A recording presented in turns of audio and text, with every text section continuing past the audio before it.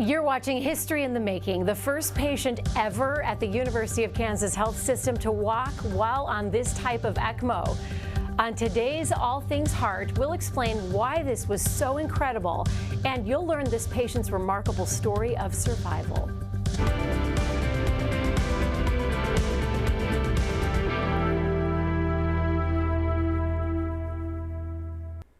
Good morning, I'm Alexis Del Cid. Welcome back to All Things Heart.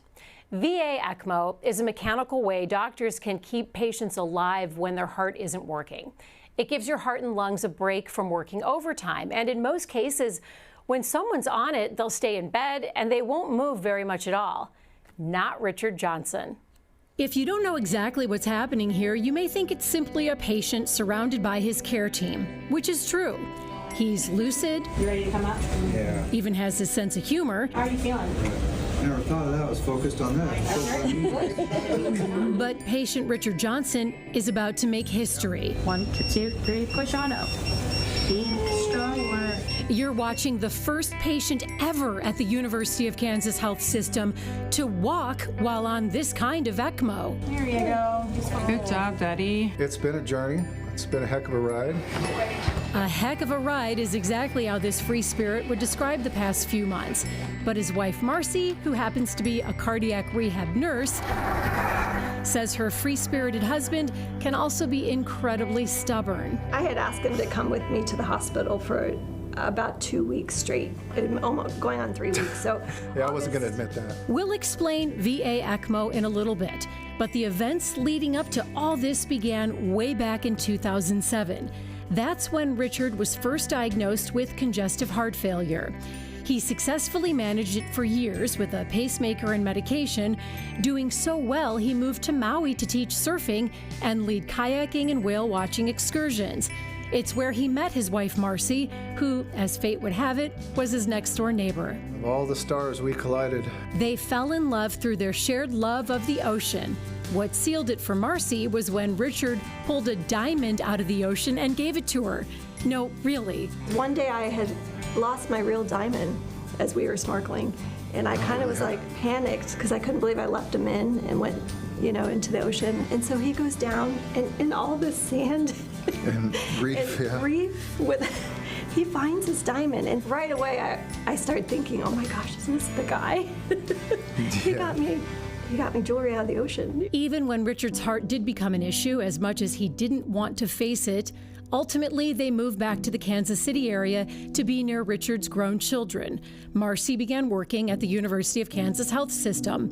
Then late one night in August 2024, Richard finally agreed to go to the hospital to be checked out. I'm the guy that won't go to the hospital unless I'm dying. Well, apparently I was. Richard was told he needed a heart transplant, and not only that, he was immediately placed on veno-arterial ECMO, or VA ECMO. The ECMO was a large and intimidating-looking machine that would keep him alive until he could get a heart. The VA part of it meant 2 cannulas the size of garden hoses were inserted into each side of Richard's groin, pumping blood from his femoral vein out to the machine to filter it, then back through the cannula on the other side into his femoral artery, where it was pumped back to his aorta. And then they sew that tubing down to your leg. They stitch it into your skin so it doesn't move. It can't move. So it's pinned on both sides. I couldn't really move that much of my legs. As you can imagine, it did not feel good. Richard would need to lie motionless with the tubes sewn into his legs until he could get a new heart. So imagine his care team's surprise when just 3 days in, I was like, I've got to move. And every time I move, everyone's like, don't move, don't move. And Richard asked his doctor, Dr. Tyler Zorn, if there was any way he could get up and walk. he said no one had done it, and I said, well, I'll do it, let's go. Which brings us to this historic moment. He only made it a few feet the first time. The second time, he made it all the way down the hall. And finally, on September 1st, Richard got his new heart. And apparently my heart was very big. Like, usually you can put it in a little pan, and He literally had to get a bucket. Doctors later told him that heart arrived just in the nick of time. I guess I only had about 4 hours left of ECMO before that was it. That was my number would have been up. Today, with his wife by his side, Richard vows to honor his donor every day by embracing his second chance at life. I don't drink, I don't smoke, I don't do anything that's, going to damage this organ. He also has plans to honor his donor by taking his donor's heart to the ocean so Richard can take them both surfing. I'm not going to do big things, but this person is definitely going to surf. We are so happy to have Richard, his new heart, and his cardiothoracic surgeon, Dr. Tyler Zorn, joining us in the studio. Richard, how are you feeling today? Great. Yeah, I feel really good.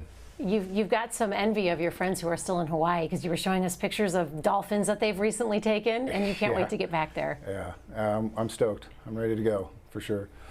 Marcy had tried, I got to get this in. Marcy was going to join us this morning, but she's a rehab nurse, a cardio rehab nurse, and work gets in the ways of our shows sometimes. So she's very busy. She wishes she could be here, but she's here in spirit. She's working in the same building. She had tried for weeks to get you to go to the hospital. Looking back, why do you think you avoided it? I wouldn't call it denial. I knew I was sick. I mean, when I had to sit up to sleep, it was just getting bad. And that one morning when I woke up really early, I was just like, I gotta do something about this. I can't not do it anymore. I couldn't make it up the steps, after I went to the bathroom or whatever. So it was just, I knew it was bad. Dr. Zorn, when you hear a patient saying they had to sit up to sleep, they couldn't make it up the steps, their wife was begging them to go to the hospital, does that make your heart pound a little bit? I mean, unfortunately, it's a situation we see often, especially, us probably as males too. We want to wait to the last minute to seek help. Just believe that we can sleep it off or be better. But do you even do that when your wife tells you to go to the doctor? Of course. Yeah. You do? Yeah, okay. All right. So it's not just you guys watching. Yeah. Now, Richard had a pacemaker already. So why didn't the pacemaker prevent his heart from failing? Pacemakers just meant to either help a heartbeat that doesn't have a normal rhythm, or sometimes in patients with heart failure they have an abnormally wide QRS pattern, which is a type of EKG pattern that we can helpfully optimize the heart rhythm a little bit. And then ultimately that device also has a defibrillator in place that is a prevention device to where if the heart does go into a malignant rhythm like ventricular fibrillation, it can shock them into place. So it can help the heart a little bit, but it's not going to be something that fixes everybody. So your symptoms for 2 weeks, Marcy was trying to get you to go to the hospital. When do you think you really hit the skids? Like your health started failing and you, looking back, should have gone to the doctor? Well, I noticed it when, like I said, when I had to stop 3 times after, just to go to the bathroom or whatever, just walking. I short of breath, no energy. It was getting pretty bad, and that's when I decided. I said, hey, something's got to be done because it's not getting better. And like the doctor said, I thought for years I did get it better, and I thought I could do it again, but this time it was just too far gone to. How had it worked for years when you say you did get it better for years? Exercise, the medication that I took and exercise, it worked. I worked really hard to get my EF back up, the ejection fraction, back up to, like 54%, I think is what I got it up to. And it was really good, and it kept that way for a long time. But we always knew it was going to fail. It's not, when you have congestive heart failure, it doesn't just heal. It continues to deteriorate, yeah. When it comes to ECMO, a lot of people without medical backgrounds had never heard of ECMO until the pandemic. Then we started hearing about it, keeping people alive, and we saw the videos. So Dr. Zorn, as we look at this picture of Richard on VA ECMO, can you tell us what is the difference between a ventilator and VA ECMO? The ventilator is just that blue and white circuit that you see there going from, it's essentially a breathing machine that breathes air into the patient's lungs and receive air as it comes out, and just meant to help the patient's mechanics of breathing while they can't do it on their own. And so when we think about VA ECMO, it's a way to do the work that the lungs are doing when the ventilator is not necessarily enough. And that's what we're talking about VV ECMO is when we talk about the COVID days is most of those patients were being supported just with lung support. And so you take blood from the venous system, blood going back to the heart, and then you also put it right back into that same side. So it pumps blood through the lungs the same way, but it's already oxygenated and it's already had the carbon dioxide removed from it.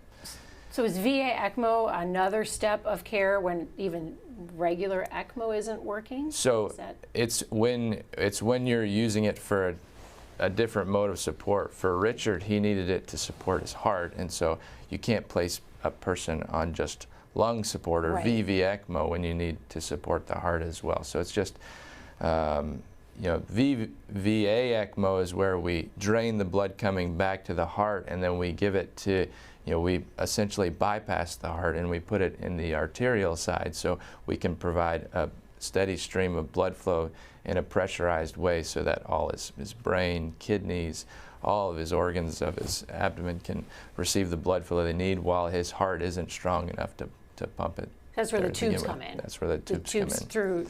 Sewn, as you say, into your groin, which sounds, when people hear that, it sounds so uncomfortable, but even you cringe when you hear that. It's a lot. Garden hose it makes it sound pretty invasive. They may not be that big, but they're pretty close. How big are they? The tube that drains the venous side is probably, it's dime size, nickel size probably. Hose. Yeah, small garden hose. Bigger than you want. The one on the other side's probably not as big, thankfully, but wow. Yeah, it is. It is invasive. What's the last thing you remember, Richard, before being placed on VA ECMO? Well, I remember him talking about it. I just remember the look on my wife's face, and my daughter's actually a cardiac nurse. She's a traveling nurse as well, and everyone else, all the other kids were kind of excited, to hear this is going to, keep you alive, whatever. And I was too. I was, that it's going to, keep me going until I can get a heart. But they knew that once that was in there, then the clock started, because you can only be on it for so long. So they kind of knew the clock had started, and they were concerned about that. So some of your family members were yay, and the others were you saw their faces kind of fall. Yeah, the other kids were excited about it, and so was I. I was happy to hear it. I had no idea that, I was made aware of it later. That this is you've got however long it takes. It could be a month, I guess, or a couple weeks or whatever. But I was always confident. I was always very confident. That's something I remember you saying when we first met you. That you, even though everyone around you was nervous, you always felt and knew in your heart it was going to work. Yeah, it was going to work out. There was never a point where I thought I was going to die. I trusted this team, and they're a great team. They're just, everything they did was above board. They, even afterwards, even in the rehab, part of it, it was all very well. It was kind of funny because I thought Dr. Shaw was just a very attentive doctor.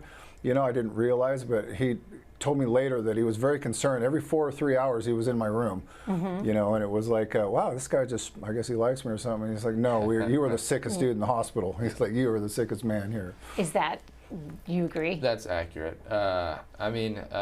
We had tried other modalities to support Richard, a pump even in his heart, and with that he was still having arrhythmias, he was still having, marginal cardiac outputs, and so that's when we had another option as he continued to deteriorate, and with that he was incredibly well supported, to the point that we're talking about him walking around he's today. here, and he looks amazing. When was the last time you guys saw each other?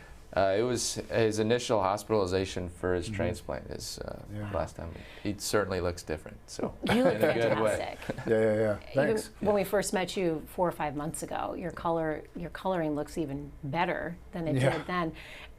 When you place someone on VA ECMO, Dr. Zorn, are they sedated? Are they in a light sedation, heavily sedated? It depends. Most people are sedated when they go on VA ECMO. So go to the operating room and are fully asleep for it. And then you open your eyes and you're just got tubes everywhere.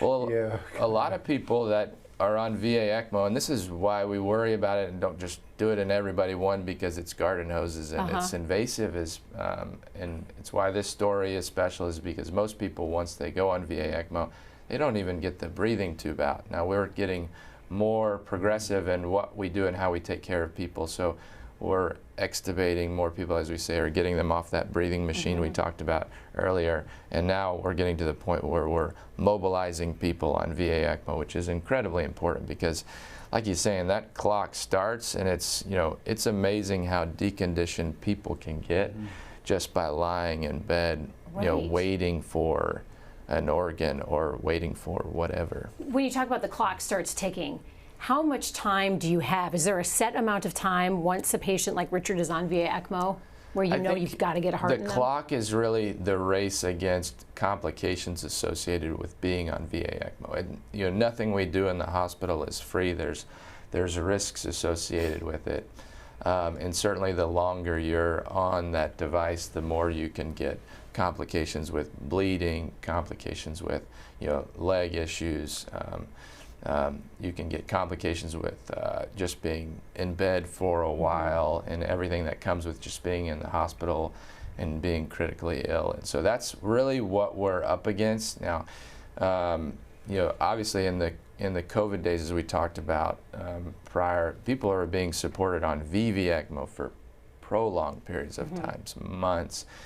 VA ECMO is not like that. Most people, you know, don't stay on VA ECMO support for an extended amount of time like that. But what's the longest you can stay on VA ECMO? I don't. I mean, you don't want to find out? Yeah, probably weeks more. You know, less. You know, not as much months. So when Richard, 3 days in to VA ECMO, and you're talking about how it's a big deal when someone's just not intubated anymore. He's not only not intubated, he says, I want to get up and walk. What did you think when you heard him say that? So I was excited because, you know, I think this is, you know, I see Richard, I see a chance for this program to grow because, you know, they're doing this in other places, you know, in a lot of the more progressive, you know, really advanced centers that, you know, are utilizing ECMO a lot, and we do here, but there are centers that are placing people on ECMO a lot more than we are here, and they are, you know, have seen the benefits of mobilization and prehabilitation, as they call it, and so to be able to kind of advance our program was exciting for me. So what are we had a question about this actually from a viewer, but I'm going to ask it right now. What are the benefits to Richard being able to get up and walk and move before his heart transplant? I think it balances out those risks a little bit. You know, if you can keep a person moving and walking every day, then you don't have to worry about every day them regressing, getting weaker, and getting more debilitated as they face a tremendous operation in the future.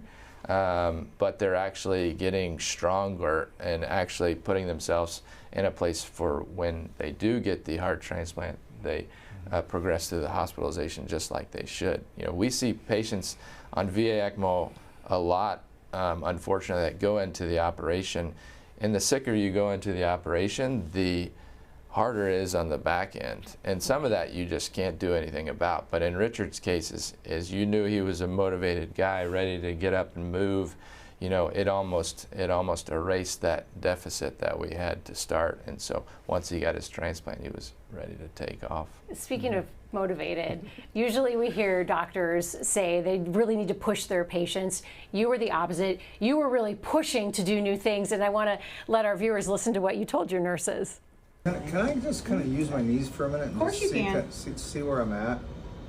I just want to see where I'm at with my strength in my legs. You don't know how good this feels. Good. Okay. It hurts so good. Yeah. It hurts so good. What did it feel like when you were doing squats? It was strange. Yeah, they actually had to tell me to stop doing squats because they're like, save your legs, you know, so you can walk. But it's just every time you move your legs, of course, you know, your muscles, you know, expand and whatnot. And I could feel the stitches from the hoses, you know, just You still have the hoses I could feel it stitched into your moving. Yeah, legs. that's what hurt. The rest of it really didn't hurt, but it was just when you're laying in that bed for that long and you finally get up, it's such a good feeling because you're moving. I mean, you're not just, you know, stagnant anymore. But yeah. And were you exhausted after you got up and moved a little, then you made it down the hall, and then were you totally exhausted after that, or did you want to do it again? Yeah, when I came back, I was pretty tired. I mean, it doesn't seem like that big of a deal, but when you, it was tiring, definitely. And Dr. Zorn, you'd never seen anyone here at the health system walk on VA ECMO. Well, we've had of this kind. We've had right. So we've had other. So traditionally, when we talk about patients walking on VA ECMO, they have to have a certain type of what we call configuration. So there's different places these garden hoses can go in, and they can go in the groins, like in Richard's case, in the femoral vessels, but they can also go in neck vessels, sometimes axillary arteries. They can also go directly into the aorta. So we've had one other patient that had a configuration that's what we have thought of in the past as something that's easier to walk people on, but it would be the first time we've had somebody in this configuration that we said, let's get up and try it, because we know we can convert Richard to a different type of configuration. It's a whole nother surgery. You know, it's way more invasive than even the garden hoses in the groin. And does that surgery, you know, provide him benefit to where he can walk? You know, or if we can do this, then we're already set up and we can just go. We don't have to go through another big intervention in order to get him there. And so. One thing, though, if we go back to that video, and I don't know if we're going to cover it, the rest of the show is, you know, when you look at all those people that are around him, those are experienced staff that work with our patients day in and day out, and Richard knows this well because that's what his wife does. But you know, we have perfusion support that's in charge of that machine, the physical therapist. We have the nurse there, Erin Polcini, who's done this at prior institutions. So, and it takes a huge team just around him, you know, making sure that, you know, the machine's flowing like it should, the cannulas are in place, they're not doing anything untoward. And so, you know, you have to have a willing staff that's, you know, in a way not scared, and willing and excited to kind of move the needle. And that's what we did in Richard's case. And so proud of that team. It's so important because it is a very specific team. It's not, you didn't just call people out from the hallway and say, hey, help this guy walk. Each person in that video has a specific purpose and a specific job to do to keep Richard safe. Richard, once you were moving, your legs didn't stop, though, because we were looking at the video, and even though they had you sit down, you're still kicking your legs back and forth, like you were just determined to keep moving. It just felt good to move. Right. It's like the doctor says, you know, the more you can do before, you know, the better it is on the backside, you know, the more you can do later. And that's exactly how it worked, too. We already have some great questions coming in and some comments from our viewers. So if you have a question or a comment or something you'd like us to read out loud during this program, just send it to us on YouTube, Facebook, or the All Things Heart email. You can use all those ways to connect with us in real time right there on your screen. Dr. Zorn, Richard said you needed a bucket for his old heart. How big was the bucket? I mean, the bucket is usually something that's this size, and so, yeah. I mean, like he said, you know, some hearts, they come out and they are sick, but you know, they can go in a reasonable size container. But we see some hearts that come out, and you're just like, how is this person living with this organ inside? How big was the heart? So, like, can you estimate with your hands? I mean, probably it was one of the bigger ones that we've seen. So. Like a football? I don't know, probably that yay big. And so how big? Not anything normal. How big is a normal heart? A fist? Probably a fist, you know, more so. Would it double the size? It should have been triple? Safely double or triple the size. So, yeah. Very wet.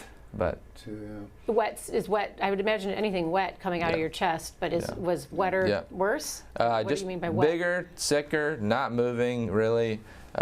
Really on its last leg. I guess that's why we were doing what we were doing. But but it is amazing that, you know, even a month before, this heart was still supporting him, able to get him up and walk. It is an incredible organ and can function until the, you know, until it can't. But it is.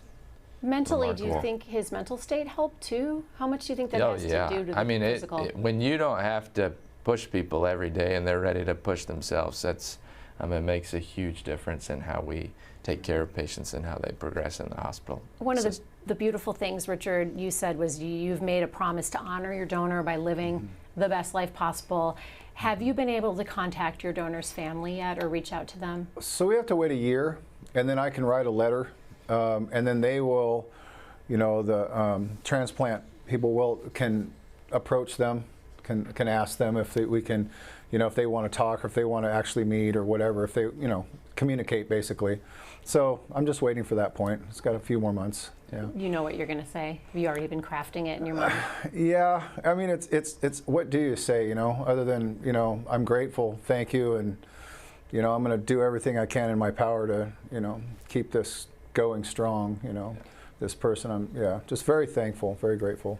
We have some questions from our viewers coming in.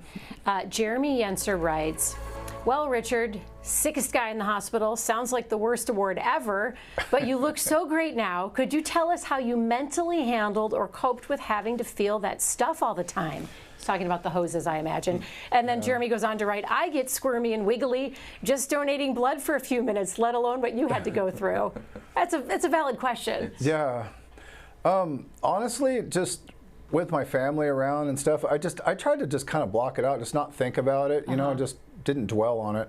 I was thinking about the positive part, about getting better. That's just how I kept it going. I just focused on getting better. Yeah. Speaking of focusing on getting better, Joan wrote to us and she wants to know how soon until Richard can go surfing again, and has he bought tickets to go back to Hawaii yet?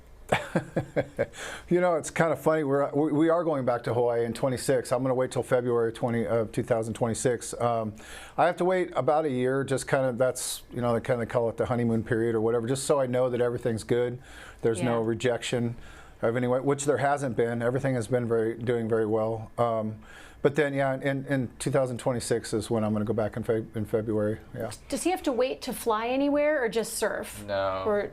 I think when he gets up and flies, we just recommend, you know, just like all people when they go on long flights, get up, walk around. Okay. Wear a mask. Yeah. Wear a mask. Do you always wear a mask on flights to protect your? I didn't really before, but now that I'm, you know, my immune system, I'm immunosuppressed, so it's very important that I stay, you know, keep as many bugs out of me as possible. Right. For sure, yeah. Derek wants to know, is ECMO always used as a bridge to transplant, VA ECMO? No, not necessarily. So ECMO, and obviously there's different forms. When you support the lungs on ECMO, the goal is to get them to where the lungs can then take back over and do the work as they recover from whatever infection or different process that's causing the lungs to fail. And it's the same with the heart, whether it's recovering from a heart attack that they've had. You know, the goal is always, you know, if we can recover their native heart, to give them, you know, to support them with that as long as they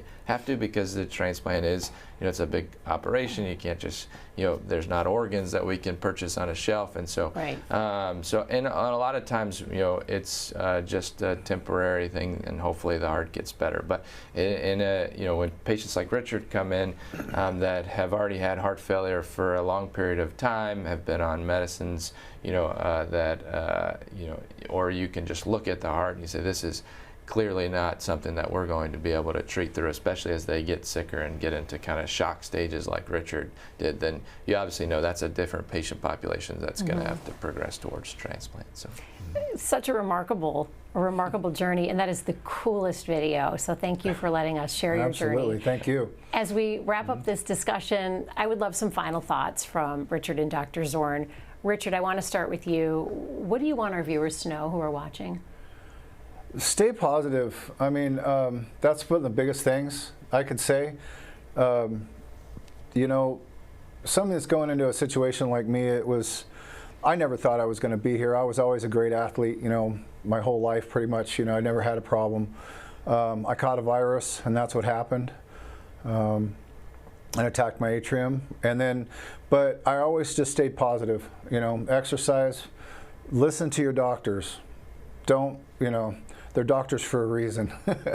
You're not a doctor, and that's what really helped me out. And work hard at it. You know, when I got out of this, out of the hospital, the cardiac rehab was great. It was wonderful. You know, it really got me going. It motivated me, and it got me back into shape. And now you're married to a cardiac rehab nurse, so she's not going to let you relax. I didn't get away with anything. No, right. I definitely didn't. And you know, and I still go to the gym. I walk a lot. You know, I try to golf and whatever I can do to, you know, stay healthy, eat right. Dr. Zorn, what would you like our audience to know? I can piggyback on that. I mean, obviously, I'm incredibly grateful to you, Richard. I'm happy to see you and see that you're doing so well. Thankful for you and the contribution you had to our program, you know, to push us to be better than what we were before Richard, and so that's great. And then just to piggyback on that, you know, mindset's everything in the hospital. I tell my patients that all the day, you know, every day is like, keep your head up, you know, stay in the fight, and you know, you do your best today, and then hopefully, you know, I know you don't feel like you want to right now, but we'll get to where we need to get to if you just keep your head in the game. So you're sitting next to a shining example of that. Exactly. Thank you, Dr. Zorn. Thank you, Richard. Yeah, absolutely. Thank you to our viewers for being with us today. If you'd like to watch or share any one of our previous episodes, just scan the QR code on your screen. It'll take you to links of all of our past episodes.